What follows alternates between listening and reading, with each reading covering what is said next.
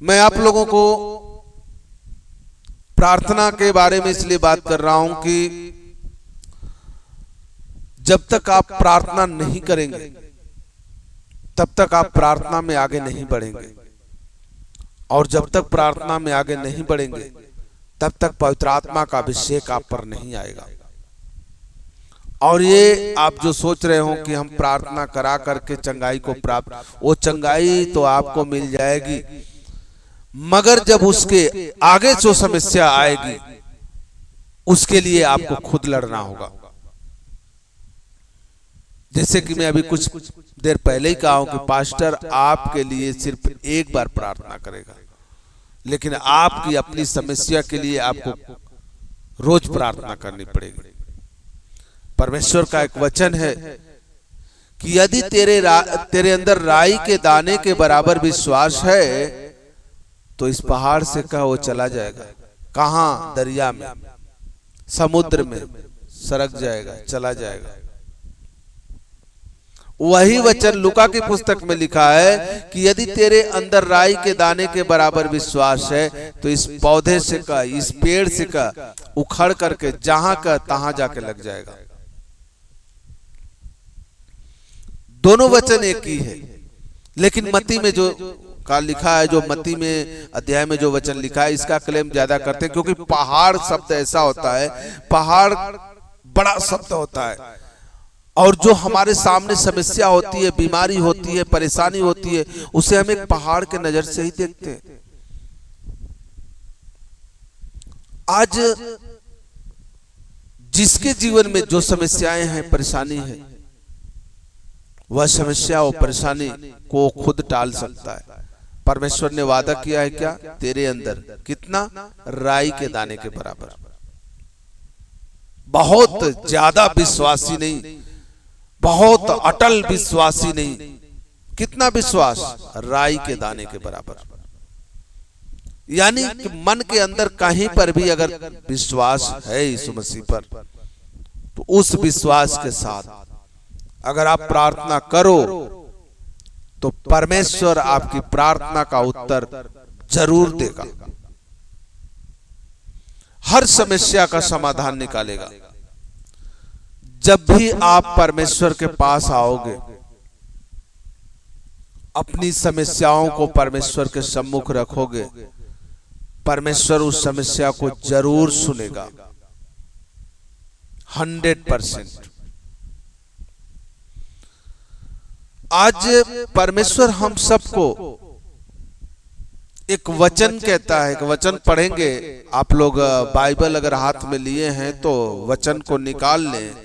हम वचन पढ़ेंगे मत्ती की पुस्तक 26 अध्याय का 41 वचन। आप लोग उस वचन को निकाल लें। मत्ती की पुस्तक 26 अध्याय का 41 पद, और इसको पढ़ें। देखिए परमेश्वर ने क्या कहता है। आज हम इसी अध्याय में रहेंगे और कुछ वचन भी और इधर उधर से पढ़ेंगे, लेकिन हम आज ज्यादा से ज्यादा इसी अध्याय में देखेंगे। जिसे मिल गया हो पढ़े। एक वचन। हाँ। जागते रहो और प्रार्थना करते रहो कि तुम परीक्षा में ना पड़ो। आत्मा तो तैयार है परंतु शरीर दुर्बल है। बस बस एक वचन। परमेश्वर ने क्या कहा? जागते रहो और प्रार्थना करते रहो कि तुम परीक्षा में न पड़ो। इतना देखे पहले। जागते रहो। जागते रहो का क्या मतलब? क्या हम 24 घंटा सोते हैं? नहीं। जागते रहो का मतलब चौकन्ने हो जाओ। चौकन्ने हो जाओ। जब भी तुम्हारे सामने कोई समस्या, कोई परेशानी आती है तो इधर उधर की बातें मत सोचो। क्या करो? प्रार्थना करो।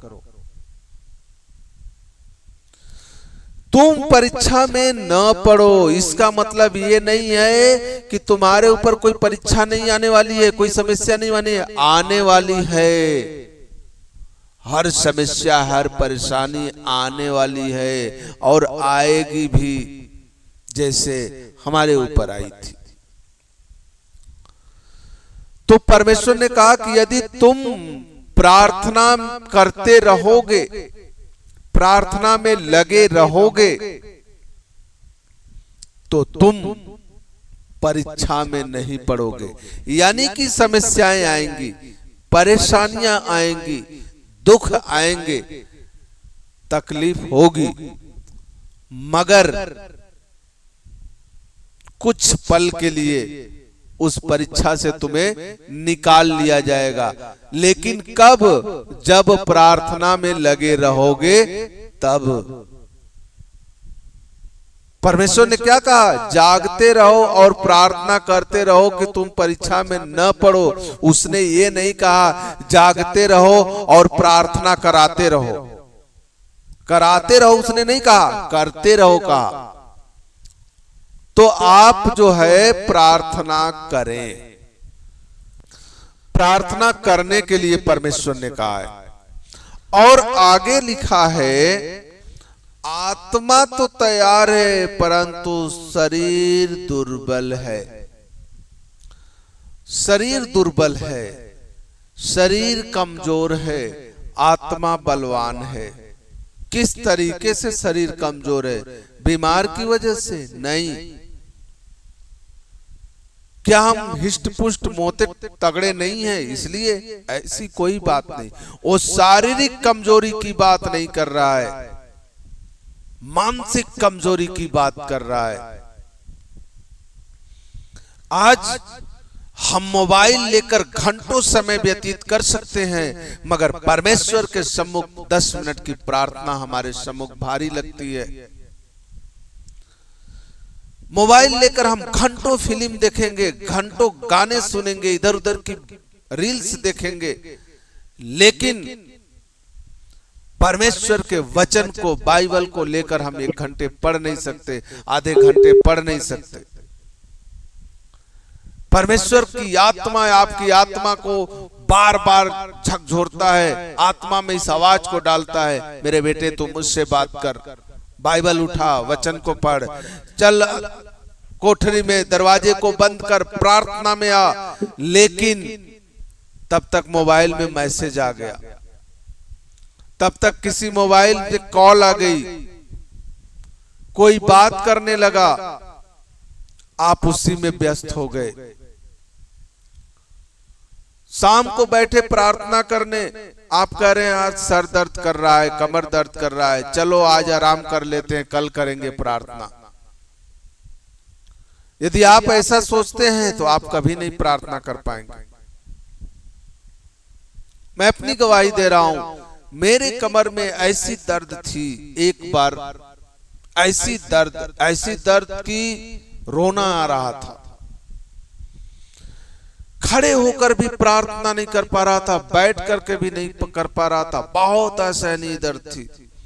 लेकिन उस समय मैं खड़े होकर दोनों हाथों को मेज पर रख करके हाथों के बल परमेश्वर के सम्मुख खड़ा हुआ और कराते हुए परमेश्वर से प्रार्थना में लगा रहा। और बता दूं 9 बजे से 12 बजे रात तक प्रार्थना में लगा रहा। परमेश्वर 12 बजे रात के बाद मैंने धन्यवाद करके सो गया।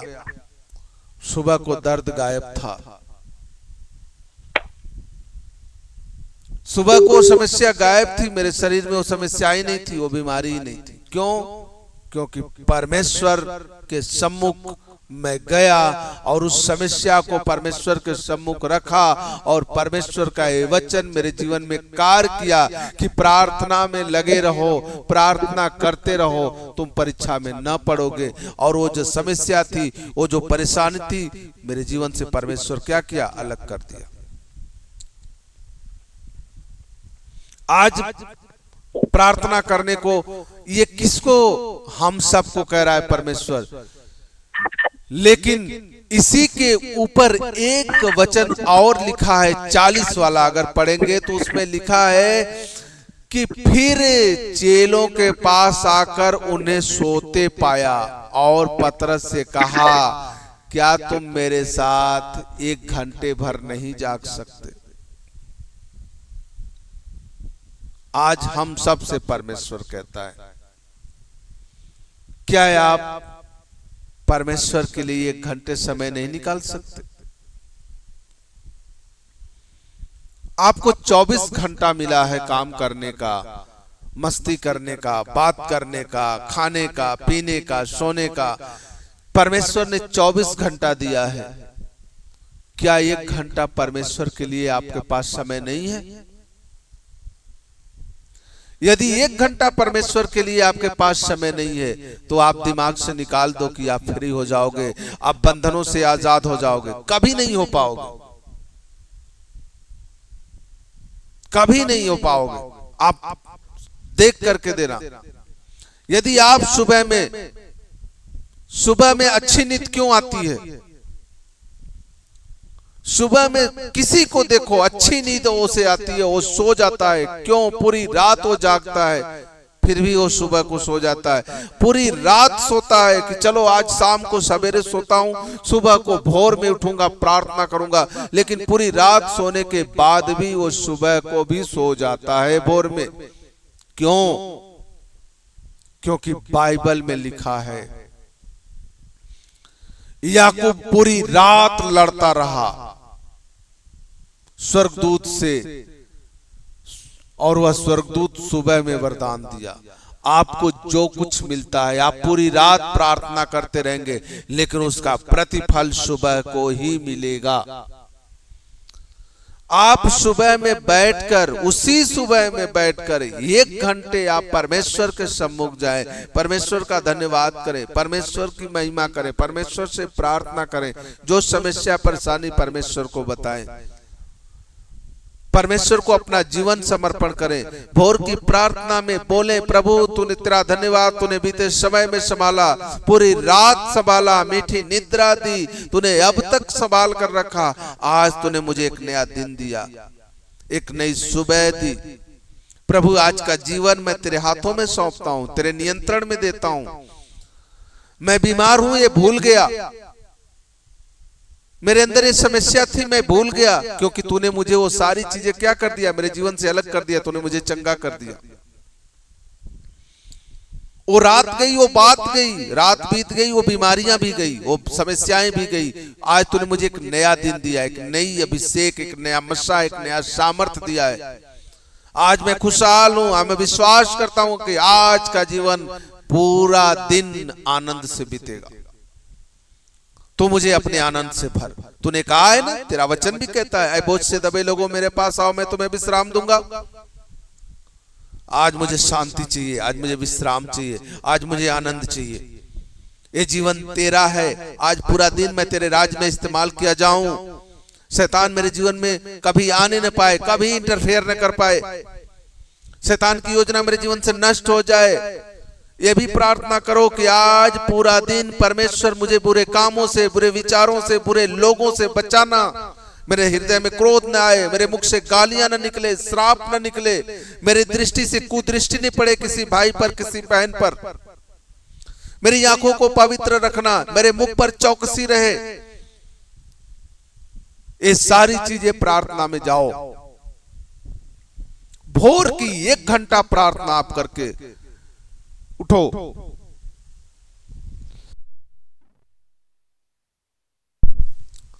फिर देखो, दिन भर, उस दिन आप दिन भर देख लो, पूरा दिन आनंद से, खुशी से रहोगे। जिस कार्य को करोगे पूरे आनंद मन से करोगे। ऐसा लगेगा कि कोई ऐसी खुशी आपके अंदर भर दिया है। आप खुद परेशान रहोगे कि ऐसा क्या है कि आज मैं बहुत आनंद हूं, ऐसा क्या है कि आज मैं बहुत खुश हूं। परमेश्वर वही कहता है 40 के पद में, कहता है कि क्या तुम मेरे साथ 1 घंटे भर जाग सकते?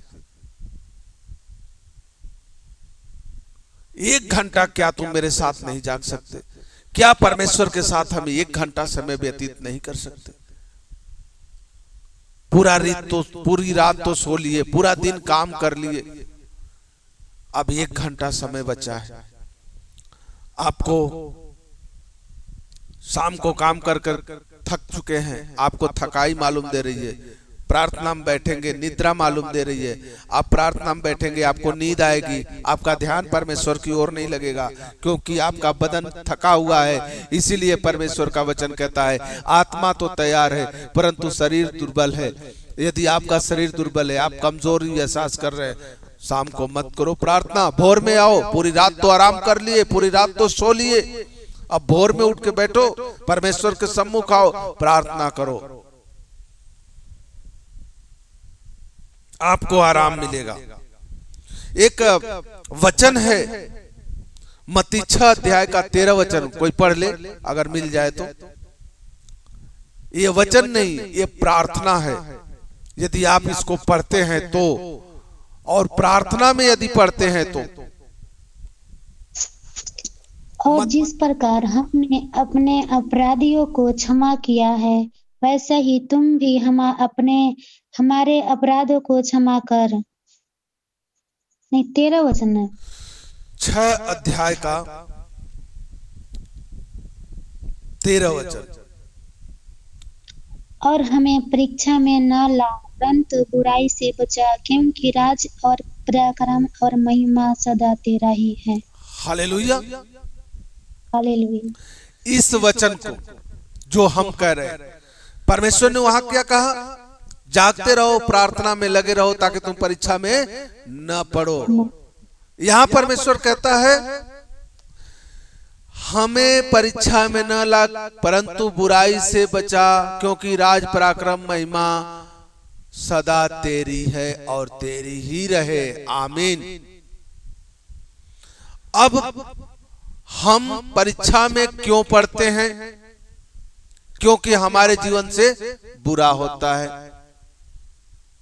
जैसा कि हम अभी कुछ देर पहले बोले हैं, आपके मुख से किसी को श्राप न निकले, किसी को गालियां न निकले, किसी की आप शिकायत न करें, किसी से ठट्ठा न करें, मजाक न बनाएं, किसी भाई को किसी बहन को आप अपने मुख से कुछ गलत न बोलें। आपकी आंखें पवित्र हो, वह आंखें जो अपनी बहन की तरफ जिस नजर से देखते हो उसी तरह दूसरी बहन को भी देखो। वह आंखें जो आंखों से अपने भाई को देखते हो, वही आंखें दूसरे भाई को भी देखे। पवित्रता ही हो, होलीनेस हो शरीर में, बुराई न हो। परमेश्वर ने कहा कि हमें बुराई से बचा। ये वचन क्या कहता है? हमें बुराई से बचा। यदि हम बुराई से बचाते हैं, बुराई से बचते हैं, तो हम प्रार्थना में गिरने से बचते हैं। जो गिर जाते हैं प्रार्थना में, उनके जीवन से प्रार्थना दूर हो जाती है, प्रार्थना करने का मन नहीं करता। उनका एक रीजन है, और वो रीजन है उनके साथ से जो बुरा हो रहा है, जो पाप हो रहा है। मंडली में बैठ गए, किसी भाई या किसी बहन का ठट्ठा उड़ा रहे हैं, मजाक बना रहे हैं, मुख से अब शब्द बोल रहे हैं, और अगल बगल ताक रहे हैं, ऐसा कुछ वर्ड बोल रहे हैं जो कोई और न सुने, आपस में हंस रहे हैं, ठट्ठा उड़ा रहे हैं, मजाक बना रहे हैं, किसी अन्य भाई बहन की शिकायत कर रहे हैं। ये सारी चीजें परमेश्वर के राज्य के विरोध में है। ये सारी चीजें परमेश्वर ने मना किया है, लेकिन हम वो करते हैं। यदि ऐसा करते हैं तो आप क्या करेंगे? परीक्षा में पड़ेंगे। और वो परीक्षा कैसी होगी? परमेश्वर ने कहा है तुम जिस नाप से दूसरे को नापते हो उसी नाप से तुम्हें नापा जाएगा। तुम जैसा करोगे वैसा ही भरोगे, जो तुम बोओगे वही काटोगे। तो यदि हम किसी को गाली देते हैं तो हमें आशीष नहीं मिलेगी, हमें भी गालियां मिलेगी। हम किसी को श्राप देते हैं तो हमें आशीष नहीं मिलेगी, हमें वरदान नहीं मिलेगा, हमें भी श्राप ही मिलेगा। और एक बात जान लीजिए कि उसका 100 गुना मिलेगा। अगर हमने एक गाली किसी को दिया है तो 1000 गाली हम सुनने के लिए तैयार रहे। ये परमेश्वर का नियम है। आप देख लीजिए, किसान जमीन में एक बीज बोता है, लेकिन जब वो पौधा बनकर फल आता है उसमें तो कितना आता है। उसी तरह से आप एक गाली किसी को दोगे, वह पाप की भूमि में बोया गया हुआ एक बीज है। जब वो फलवंत होगा तो उसके जीवन से ना जाने कितनी गालियां आएंगी आपके जीवन में। इसलिए जो बोगे वही काटोगे। आप बबूल बोए हो, बबूल ही काटोगे, और उसे काटना पड़ेगा, चाहे रो के काटो या हंस के काटो, क्योंकि आपने वही बोया है। इसीलिए परमेश्वर ने कहा, यदि तुम्हें कोई श्राप दे तुम उसे आशीष देना। कोई तुम्हारे एक गाल पे थप्पड़ मारे तुम दूसरा गाल कर देना। इसीलिए परमेश्वर ने हमें ये सारी चीजें दिया है, ये वचन किया है, ताकि हम अपने जीवन में पवित्रताई को ग्रहण किए रहें। ईश्वर का वचन हम एक और निकालेंगे, रोमियो की पुस्तक 12 अध्याय का 12 वचन। जब हम मुसीबत में होते हैं, परेशानियों में होते हैं, उस समय हम कौन सा वचन पढ़ें? रोमियो की पुस्तक 12 अध्याय का 12 वचन।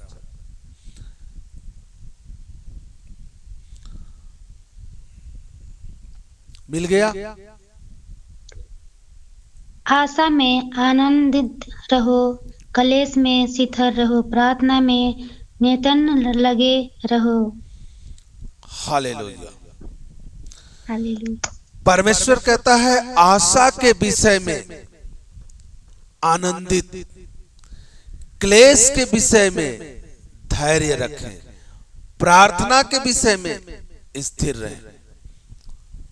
क्या है? हमारे जीवन को शुद्ध करने का मूल इसको स्रोत मान लेते हैं।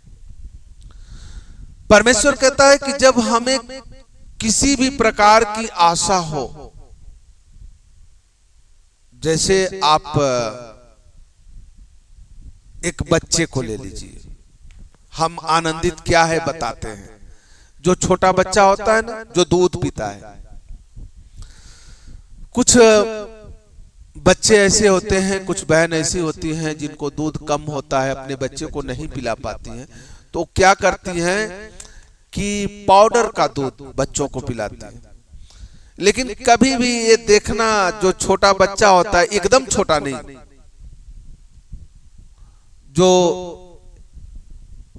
बैठ सके ऐसा बच्चा, जो कुछ थोड़ा मोड़ा समझता हो, अगर उसको भूख लगी हो और उसकी माँ एक बर्तन में पाउडर और पानी मिलाकर दूध बना रही हो, उस बच्चे को ये आशा रहता है कि अब मेरी माँ मुझे दूध बनाकर देगी। लेकिन उस समय वो बच्चा रोता नहीं है, आप देखते रहिएगा, हंसता है, आनंद होता, खुशी मनाता है। एक तरफ वो उसका रोना तो रहता है, लेकिन दूसरी तरफ वो हंसता है, उसकी हंसाई भी रहती है उसके अंदर।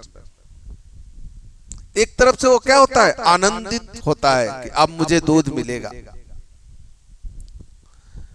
तो परमेश्वर का ये जो बच्चों का जो उदाहरण दिया जाता है, परमेश्वर ने कहा है कि बच्चों को मना मत कर, मेरे पास आने दे, क्योंकि स्वर्ग का राज ऐसों का ही है। इसका मतलब हमारा मन बच्चों जैसा पवित्र होना चाहिए। बच्चे जैसा नहीं होना चाहिए, बच्चों जैसा पवित्र होना चाहिए। बच्चे को क्या है, एक थप्पड़ मार दो, फिर चुटकी बजाओ, मुस्कुरा कर देखेगा, हाथ फैला दो तुरंत आएगा, वो ये नहीं देखेगा कि इसने मुझे मारा है। ऐसा परमेश्वर का है, बच्चों जैसा हमारा मन क्या होना चाहिए? पवित्र होना चाहिए। और वही पवित्रताई यहां बता रहा है कि आशा के विषय में आनंदित रहो। जो हम परमेश्वर से अगर कुछ पाने की इच्छा रखते हैं, जो कुछ हम प्रार्थना में मांगते हैं, तो ये विश्वास में रहें, आनंदित रहें कि परमेश्वर हमें देगा। ये आनंदित मन आपके पास होना चाहिए। ये नहीं कि पता नहीं मिलेगा कि नहीं मिलेगा, दुखी मन से नहीं। मैं कलीसिया में जाता था, अब जाना छोड़ दिया। वहां पर जब परमेश्वर की धन्यवाद की प्रार्थना होती थी, तब भी वहां पर कुछ बहनें थी जो रोती थी। जब गवाही के लिए प्रार्थना होती थी, तब भी वो बहनें रोती थी। जब वो गवाही देने आती थी, तब भी रोती थी।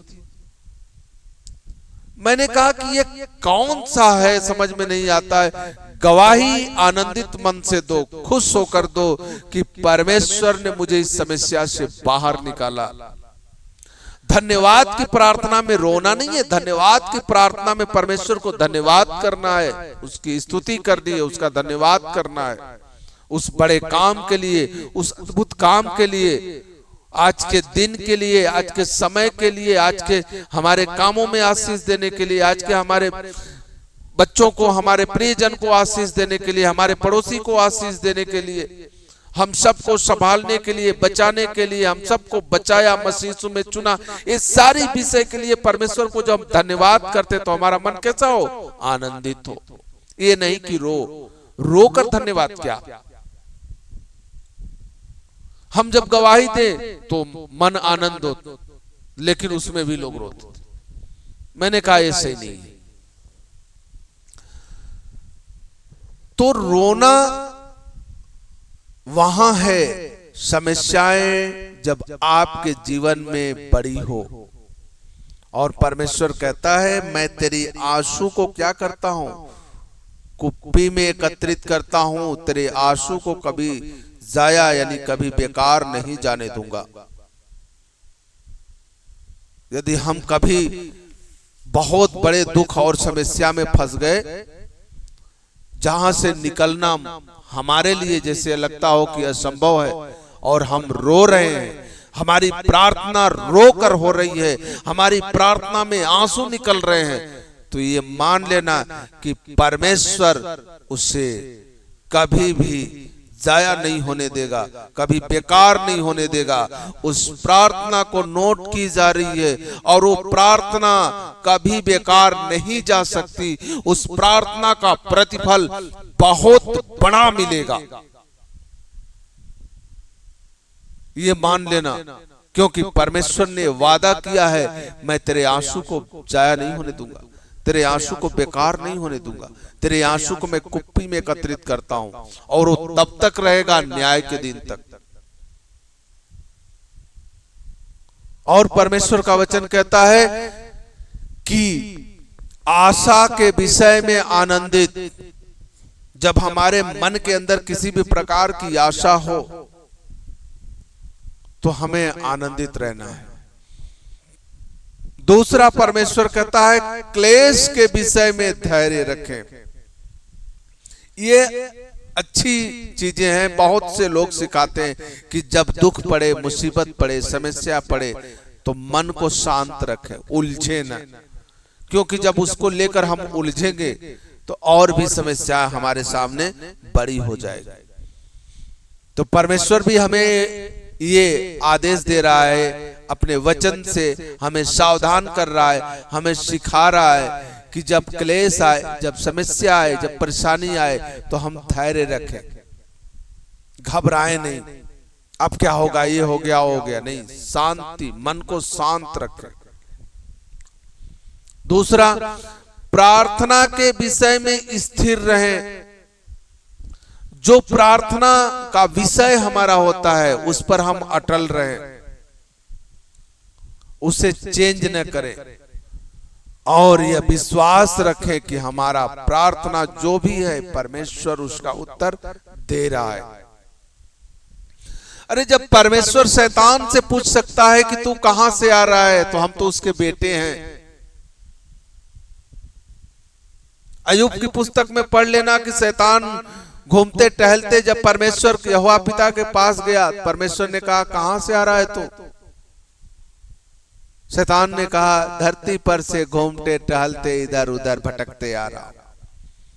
परमेश्वर ने कहा तू धरती पर भटकने गया था, तो ये बता कि वहां मेरा एक दास है, एक बेटा है मेरा, उसे तू मिला? उसने कहा कौन? कहा अयूब। जाकर मिल उससे, देख उसका विश्वास कैसा है। आप भी ऐसे बनो, परमेश्वर के प्रिय बनो कि आपकी गवाही परमेश्वर दे स्वर्ग में, आपकी गवाही परमेश्वर स्वर्गदूतों से कहे कि एक मेरा बेटा है, एक मेरी बेटी है, नीचे देख, कि दुख में हो, संकट में हो, तकलीफ में हो, लेकिन हर पल आनंदित रहता है, क्योंकि उसकी आशा, उसका विश्वास किस पर है? मुझ पर है। और वह विश्वास से, इस बात से आनंदित होता है कि मैं उसे कभी दुखी नहीं रखूंगा, मैं उसे कभी खाली हाथ नहीं रखूंगा। इसलिए वो आनंदित है, इसलिए वो खुश है। तो इसलिए जब हम प्रार्थना करें तो धैर्य रखें, धीरज रखें और मन में शांति बनाकर रखें और स्थिर रहें, शांत रहें, घबराएं नहीं। तो परमेश्वर हमारी प्रार्थना को जरूर सुनेगा। हम एक वचन और पढ़ेंगे, वचन तो बहुत हैं, लेकिन परमेश्वर का धन्यवाद करते हैं। समय कम होने के कारण हम ये लास्ट वचन पढ़ेंगे, लूका की पुस्तक 18 अध्याय का 1 वचन, पहला वचन।